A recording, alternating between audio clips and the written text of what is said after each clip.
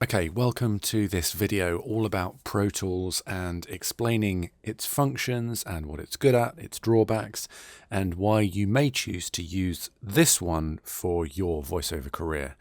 So a little bit of backstory with Pro Tools. It's essentially become the industry standard for recording and mixing, editing, because it's very flexible and for whatever reason, everyone seems to have adopted it.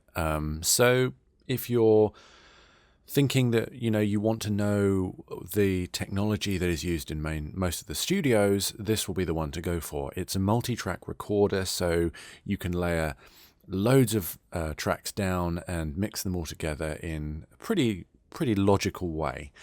It can be very in-depth. It's not for the faint of heart. So if that's your kind of thing, let's launch into it. If you want something simple, I wouldn't suggest going the Pro Tools route because it's overkill for voiceover unless you're doing a lot of mixing and more of the tech side. However, you can use it simply as well. So you may just like the interface, like the way it looks and feels and is instinctive to you. So yeah, this is hopefully what this video will do, is demonstrate the basics of Pro Tools and what it looks and feels like to operate, and then you can make an informed decision along with the other videos in this series that will do the same for Logic, Reaper, GarageBand, blah blah blah. Okay, so let's get into it. So first of all, let's load up Pro Tools. Okay, there we go. I already had the program open, so I'm going to go to New Session.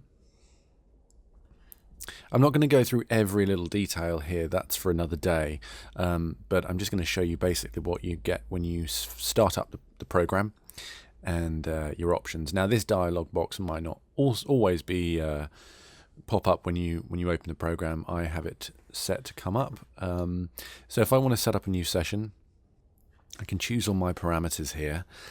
Sample rate, bit depth, audio file type is almost always going to be WAV.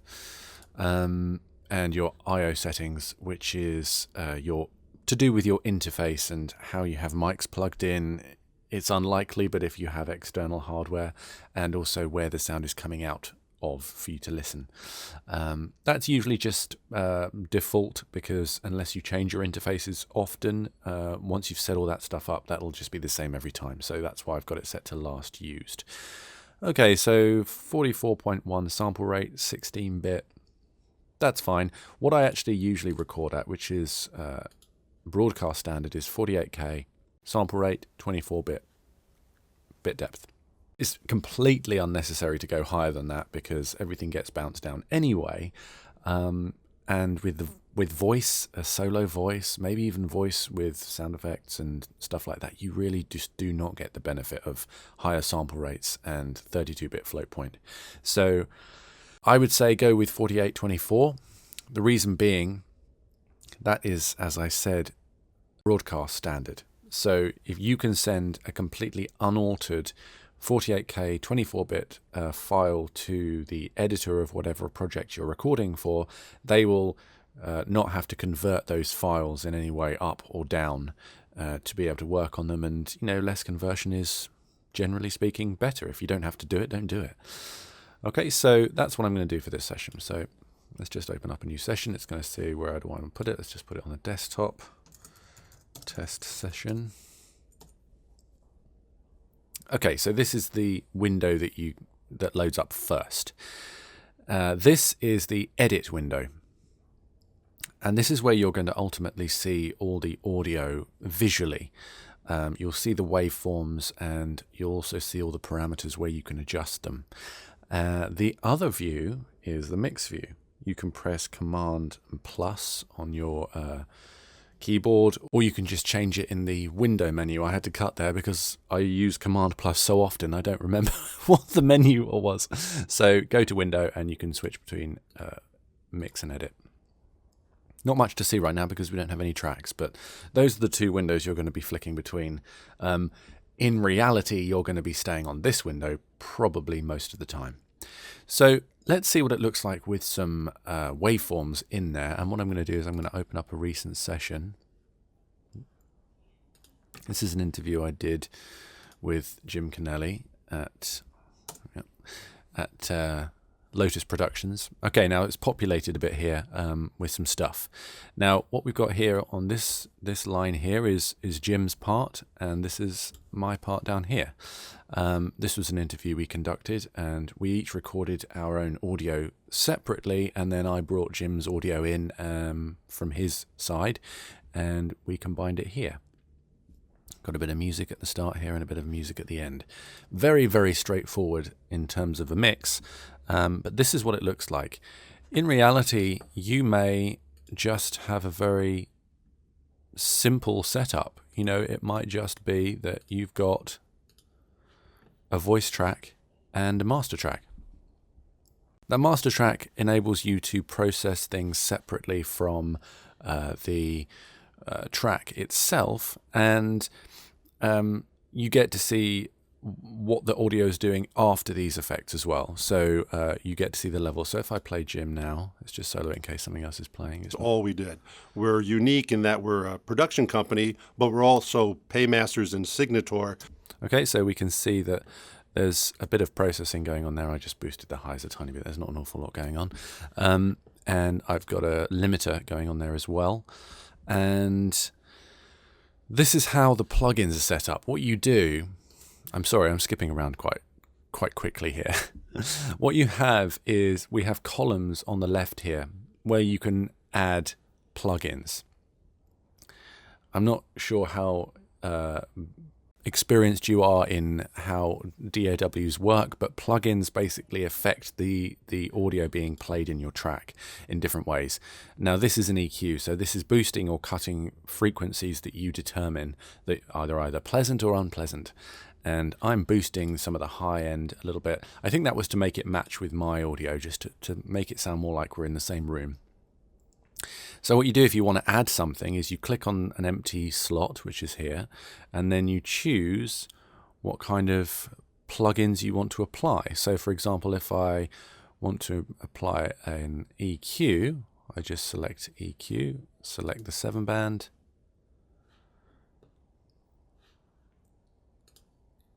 and it didn't do it. There we go. Must have misclicked somehow. And then there it is. And then that EQ is being applied to that audio in sequence. So the top one, it's hitting the top one first, and then it's feeding into the second one. And then if I wanted it to be the other way around, I just pull it down, and then it's that way around. And that's relevant when you're talking about how things work together. So how an EQ works with a compressor and so on. It does make a difference whether you EQ before a compressor or whether you EQ after a compressor or a gate or whatever the plugins you're referring to are. That's a little more in depth. We won't get there. I'm not going to go into all these plugin parameters and everything either. This is just an overview video. So I've got 1, 2, 3, 4, 5 slots. So I've got my inserts A to E and F to J. So we've got 10 potential slots there for plugins. You're never going to need more than that. And I've also got the sends column. So this means I can take this audio and I can not just have it coming out of this channel here, and therefore the master channel, but I can also send it somewhere else. So for example, if I want to, I mean, there is not really a huge requirement for parallel processing in audio, but if I wanted to process this audio in another way at the same time, I might want to, maybe let's say we want to try out some other processing. See what it sounds like.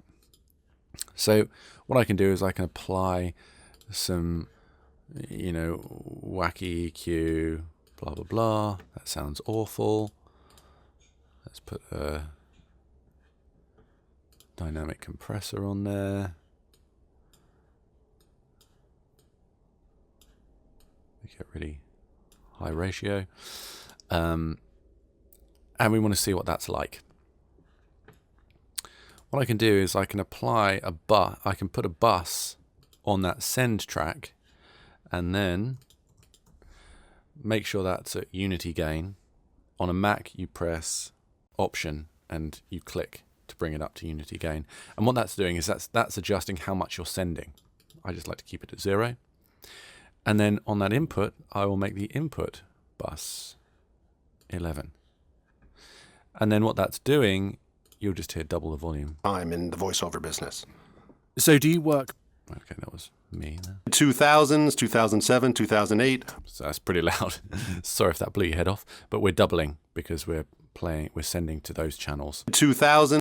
Okay, you get the idea.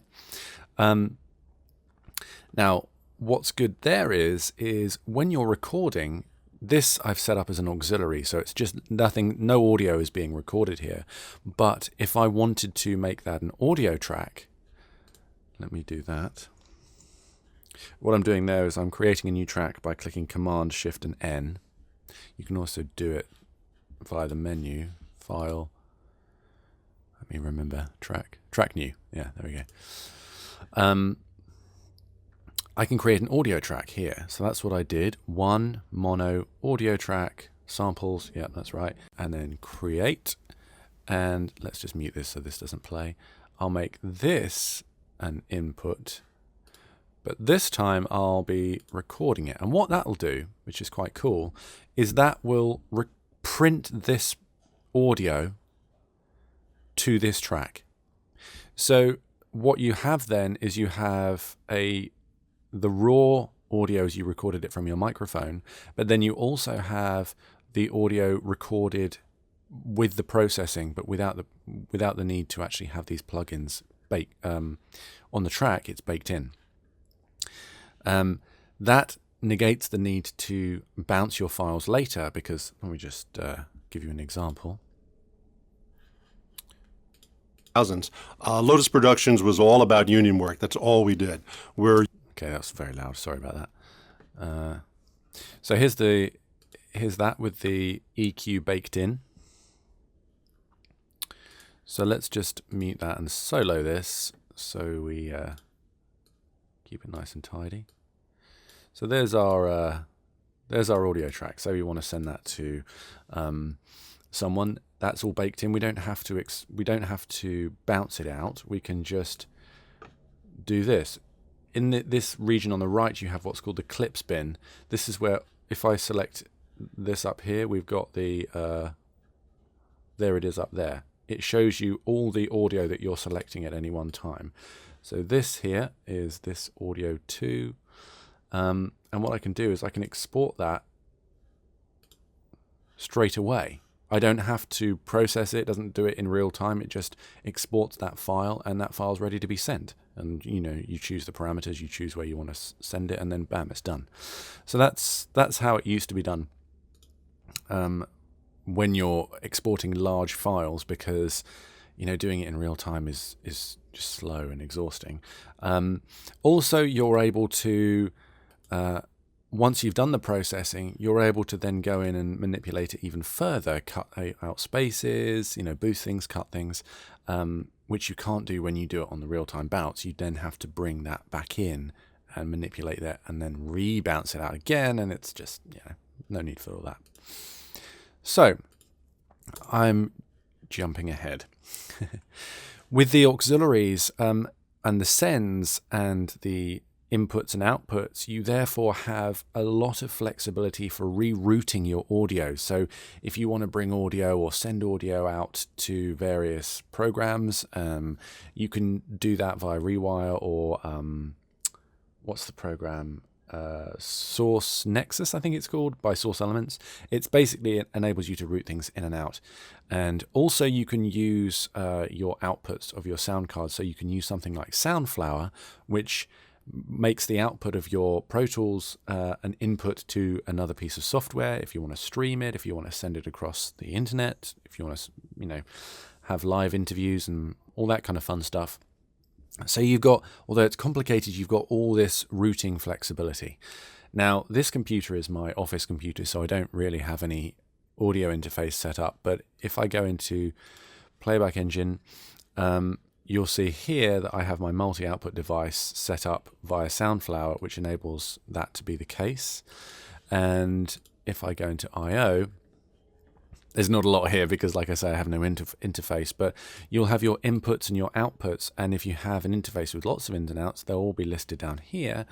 And you can set up your buses. This is completely unnecessary. It's a bit of a mess. I need to tidy that up. Inserts, meaning if you have hardware that you want to use with essentially as a plugin, you can set those up, including accounting for delay. And we don't need to go into... There you go. You can input your hardware delay there. If you can work that out another way. But again, VoiceOver, it's not really crucial for going into all that fun stuff. So let's turn on all these other tracks again. And let's go and look at our mixer window. So Command and plus. And you can see here, this looks like your standard audio mixer. And you've got the faders at the bottom, you've got the I/O here, and you've got the panning and all that fun stuff, solos and mutes, and you've got your inserts and your sends, and your master fader here. And yeah, what's good on Pro Tools is if you start stacking up plugins, you can select this to have the delay show you, for Pro Tools to show you the delay that these plugins are inducing. So if you find things don't seem to be lining up between multiple tracks, that may be the case, that your computer's slowing down on each on tracks differently, and you can, so long as it's within the green or the yellow. As soon as it gets into red, then you've got problems. So that's green, that's yellow. The great thing about Pro Tools is it's also got delay compensation built in. What's happening here is the delay compensation is accounting for that 1024 sample delay, but it doesn't matter because it's on the master anyway. It's not having to sync with anything. If it was getting into the red, it means that delay is longer than what the delay compensation can handle. Yeah, so that's that. Oh yeah, let me just quickly show you, adding a plugin here is just exactly the same. Bush, just done like that. Okay. So let's go into messing with the audio and cutting audio up. So this is one of the best parts of Pro Tools is the flexibility in the edit window. Now what I'm doing is let's get rid of this bin. I have this selected. This is Command Focus. What this enables me to do is to use shortcuts without modifier keys. So I can use R and T to zoom in and out like that without having to apply Command or Option or Shift or anything like that. Okay, so let's work on this bit actually.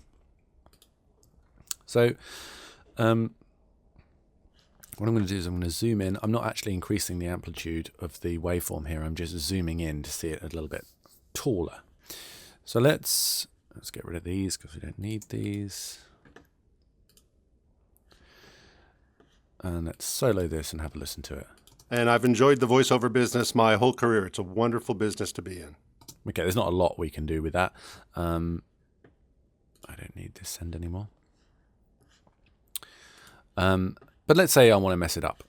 So what I can do is I'm in slip mode. Now what that enables me to do is to select a piece of audio, delete it, and this stays where it is. If I press Z or Z, I can undo what I just did. If I did this and I'm in shuffle mode and I press delete, you'll see it pulls it back and snaps it as if these two regions are connected via an elastic band. It snaps them closed. So that's very useful for taking out space in a long piece of audio, and you're not wanting to have to drag everything back manually. It all snaps back. You have to be very careful about syncing with other tracks when that's the case, but if you get used to switching between slip and shuffle, that's quite useful.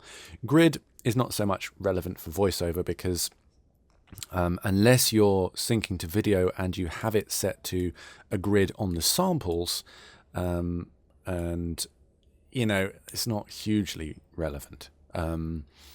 So that's just, as you can see here, so I didn't explain that just snaps to the to what we have set to here, which is 120 BPM. We don't deal with BPM in voiceover, so that's not relevant. Spot is just going, you want to choose a specific spot to move things to. You can select it and then type in where you want it to go, and then bam, you can do that. That's actually quite useful for moving audio around, particularly when you're doing it to picture. But the main focus is here, slip and shuffle. So I'm going to stay on slip, so I don't want anything else to move around me. So I'm going to delete that region there. Now, there is the chance that when that region, and I've enjoyed it doesn't, but that would create a little pop when that audio just comes in out of silence. So what I can do is I can apply a little fade. And the easiest way to do that is just to select from the central line up on the corner, you click and drag, and then bam, you got a fade. And if you want the fade to be a different shape, double click and then just move it around, which is quite handy. Okay, and we'll ramp up. And I've enjoyed. So that I do automatically when there's ends and beginnings of clips, just because it just eliminates any potential for any clicks or pops.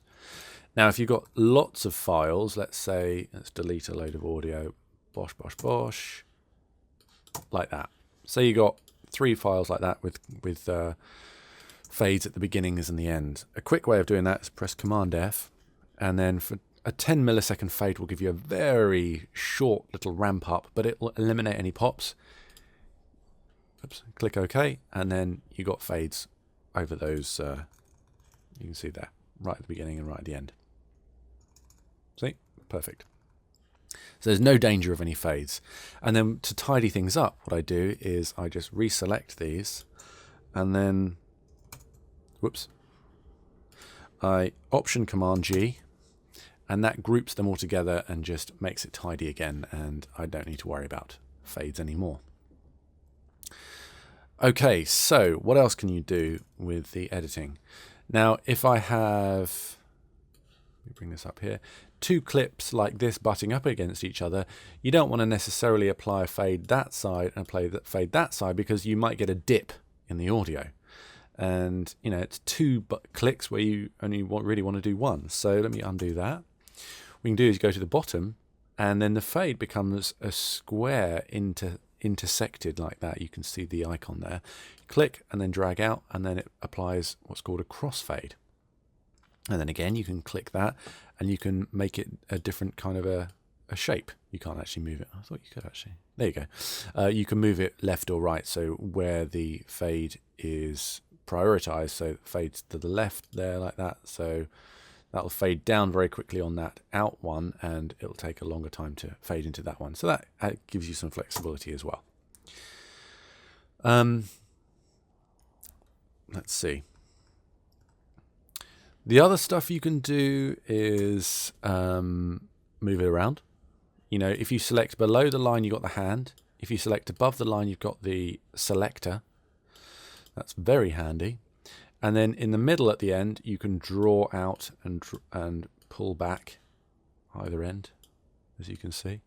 So this is so long as you've got this multi-tool selected. So if you're just on the hand will be everywhere. If you're just on the selector, you can select top, bottom, wherever it is, and you've just got selection. But I didn't see hugely a benefit to that, so I'm just select multi-tool. Okay, let's bring it all back. All right, so now what I'm going to do is I'm just going to select this region. Say I wanted it to, that's just too slow. There's a way of speeding that up artificially, and the way I do it is I use what's called time compression expansion under the selection tool there. So I just dragged it down, let go, and then if you pull it in, that gets a bit faster. And in here in Manhattan, we cast, produce, and direct commercials every day for many different platforms. Okay, compared to. And in here in Manhattan, we cast, produce, and direct commercials every day for many different platforms. And in here in Okay, so that was pretty seamless. There was a few little artifacts in there, but it's not bad if you're up against it and you need to speed things up. You know, you've got as fast as you possibly can and you need to shave off another half a second. You can use time compression expansion to do that. And what I would suggest is do it in small chunks. Rather than taking a whole file and just, you know, say you've got 1 minute and needs to get down to 58 seconds, doing that taking the whole file and bringing that down, I would go through and find sections that are particularly long-winded and ones that you know you could get a bit faster, and then do it in smaller chunks. And it seems to work better that way. Let's go back into the multi-selection tool. So yeah, I can use this to expand or reduce the size of the waveform to have a look at that. And in terms of voiceover, you don't want to get too fiddly. Oh yes, of course, clip gain. This is really important. So if I wanted to even things out here, so here, let's look at this. Worked my way up to directing and then to produce. So work my way up was a little loud. So what I'm going to do here is I'm going to select this. I'm going to press B, which cuts it either end. Then I can use this thing down here. This is called the clip gain adjustment thing. And I can actually pull that down in level. Worked my way up to directing. Now the important thing to remember there is this is reducing that level before it hits your plugins. And that affects the plugins, of course, but it's a fairly straightforward way of adjusting levels. If you've got a word that really jumps out, you lean forward into the mic or you yelled it, it might be better to use clip gain rather than a volume ride to bring it down. Okay, so I mentioned volume ride, so what's that? Now, volume automation is where you would pull down the fader at this point, and that happens after the plugins, so after your processing. Now, the way I do that is you go here and you'll see we have a few different options here of what we're going to view. I'm going to click volume and then I'll just select that region there and then pull it down. Worked my way up to directing and then to producing. And so that affects the audio after all the plugins, before it gets to the master fader. And so it's a different way of doing it. And then you can adjust these little handles here to give it a bit of more of a natural fade in and out. Worked my way up to directing and then... And, it doesn't actually... Visually, it slightly misrepresents it. It doesn't actually need to come down. But that was a good example. I'll bring that up a bit. Worked my way up to directing and then... That sounds a bit more natural. I just pulled it down, 0.4 of a dB. So we'll go back into our waveform view and you don't even notice that it's happening. If I show you on the mixer, watch Jim's fader here. Worked my way up to directing. I don't know if you saw that. Worked my way up to directing and... It adjusted that automatically. That's what's going on with volume automation. So you can layer mono tracks, stereo tracks, surround if you really want to go down that route. You can group things together. So I can select these two tracks here. I can press Command G, which groups them. And let's add Jamie to this group. Okay, and then what happens is when I edit anything, it edits them both at the same time. That's quite handy. Let me deselect that group. And yeah, obviously all the plugins are able to be loaded into Pro Tools. It's very flexible that way. And it's very visual. And it, for want of a better phrase, it just works. You can see all your time along the top. You get a universe view up here, so you can see where you are in the grand scheme of things.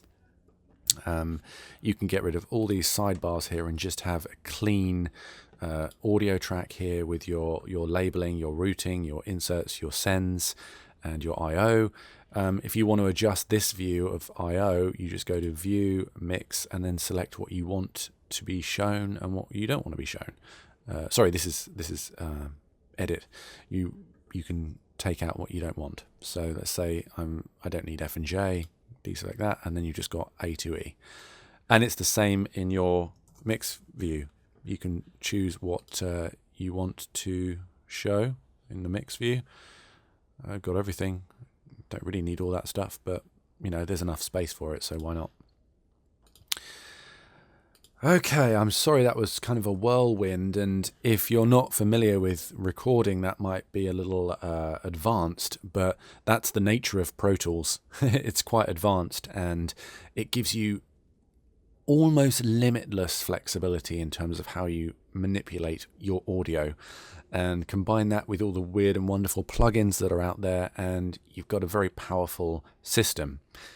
And yeah, we haven't even got into the the more advanced features, processing audio via Audio Suite, which is basically, okay, let me just quickly show you what that is.